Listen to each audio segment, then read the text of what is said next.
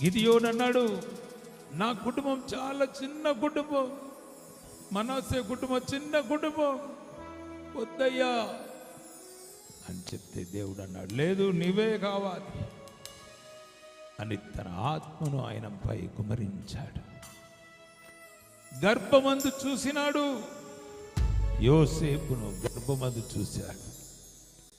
సొంత అన్నదమ్ములే బావిలో వేశారు, అమ్మి వేశారు.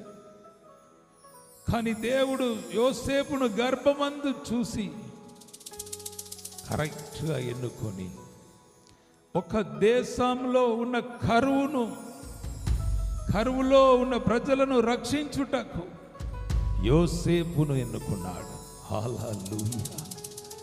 గవర్నమెంట్ ఆఫ్ హెవెన్లీ గాడ్ ఒక్క యోసేపును ఎన్నుకొని కరువులో నుండి ఆ దేశమును